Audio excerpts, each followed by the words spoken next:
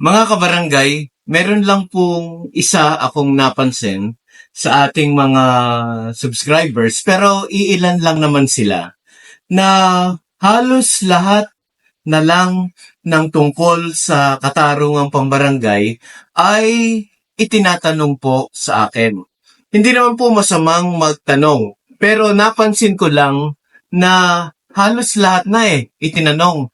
Kaya ang pumasok sa isip ko, sila kaya ay nag-aaral, nagkakaroon ng personal na pag-aaral tungkol sa katarungang pambarangay.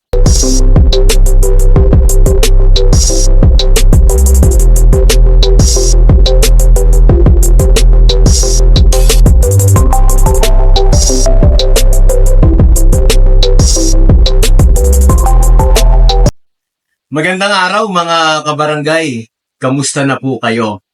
Isa sa mga dapat, ulitin ko po, dapat pag-aralan ng mga lupon tagapamayapa ang Implementing Rules and Regulations o IRR ng Katarungang Pambarangay Law.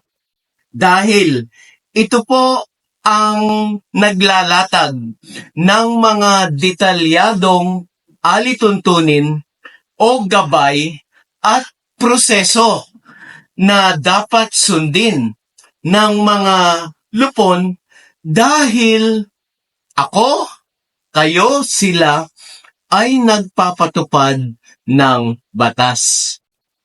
Mga kabarangay, dito po sa particular na video ito, malalaman natin kung ano-ano ang mga nilalaman ng Implementing Rules and Regulations o mas kilala din sa tawag na KP Rules. Okay, simulan po natin sa Rule number 1. Ang Rule number 1 po ay nagpapahayag ng General Provision. Rule 2. Dito po sa Rule 2, kung hindi natin alam yung ibig sabihin nung ilang mga salita sa katarungang pambarangay law, idinidefine po dito sa Rule number 2 ang mga terms na kailangan nating malaman. Ano naman ang nilalaman ng Rule 3? Ang Rule 3 po, dito makikita ang powers and duties ng punong barangay, ng barangay secretary, at ng pangkat tagapagkasundo. Rule 4. Dito po, tinatalakay kung sino, ano, ang lupon tagapamayapa. Makikita natin dito yung mga qualifications para maging member ng lupon tagapamayapa. Ano pa? Yung paraan kung papaano i-appoint ang isang lupon member. Yung terms of office ng lupon na andito rin po. At yung character of office and nature of service makikita natin dito sa Rule 4. Ano naman ang nilalaman ng Rule 5 nitong Implementing Rules and Regulations? Dito po, makikita natin kung sino ba, papaano binubuo ang pangkat tagapagkasundo. Ano yung mga patakaran sa pagbuo ng pangkat? Rule number 6. Ito pong Rule number 6, napakahalaga.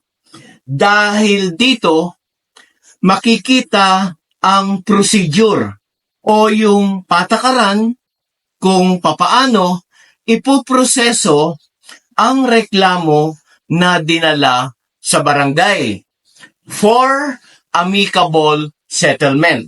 Pag sinabi ko pong proseso, ito ay yung simula sa filing hanggang sa matapos. Ito po ang medyo nakakalungkot. Alam nyo mga kabarangay, madaming mga punong barangay at mga lupon tagapamayapa members ang naliligaw pagdating sa proseso. Hindi alam kung papaano ito gagawin. Kaya po, if I may suggest, pakibigyan po ng oras para basahin at pag-aralan itong particular na rule na ito. Tinutukoy ko po ay Rule 6. Ano po?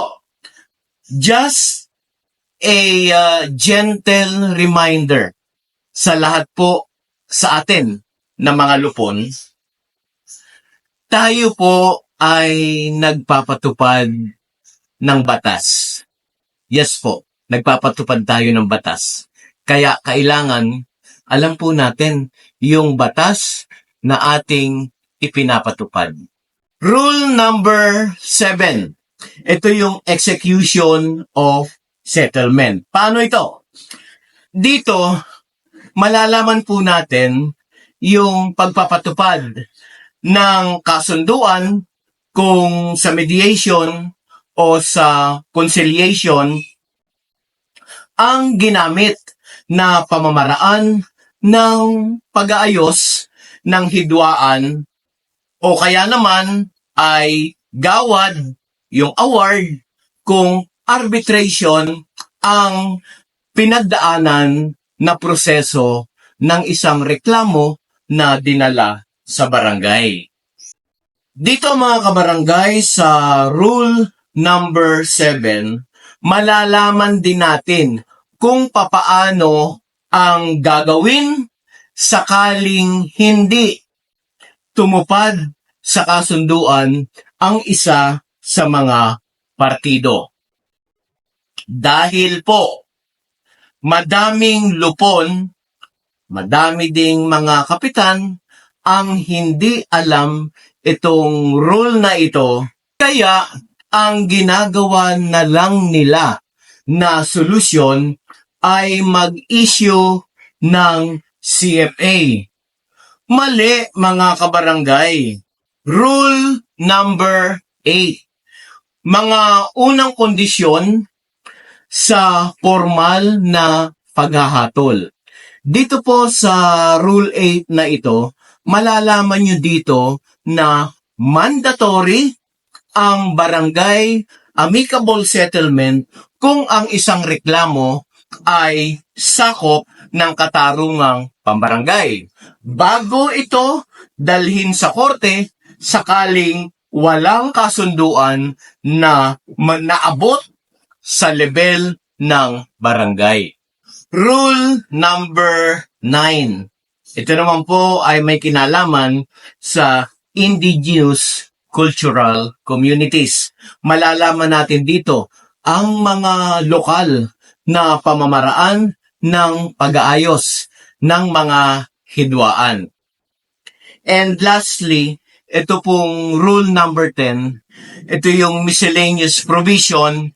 Malalaman mo dito kung saan maaaring makakuha ng mga legal advice o yung mga legal na payo kung sakaling ang isang lupon ay hindi naiintindihan ang isang particular na batas. Madami po tayong maaaring lapitan kung tayo po ay hindi sigurado o hindi natin alam yung ating ginagawa, yung pagpapatupad ng batas. Maari pong i-interpret sa atin ng mga legal advisor kung papaano ang gagawin. Usually, makikita po natin ito sa mga munisipyo, sa mga lungsod, o kaya po ay sa ating provincial government. Mga kabarangay, ito na po yung conclusion. Sa kabuuan, mahalaga na pag-aralan ng mga lupon tagapamayapa ang implementing rules and regulations o ito pong KP rules upang masigurado ang tatlong mga sumusunod.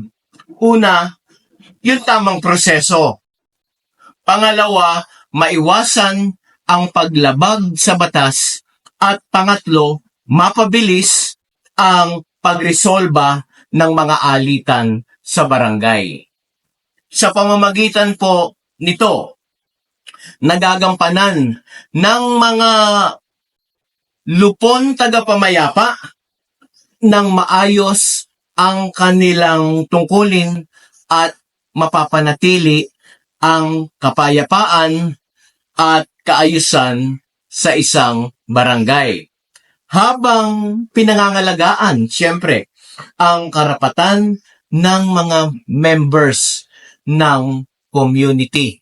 Ang pagsunod sa IRR o KP rules ay mahalagang upang mapanatili ang tiwala ng komunidad at matiyak na ang lahat ng kasong hinahawakan ay naaayos ng patas at epektibo.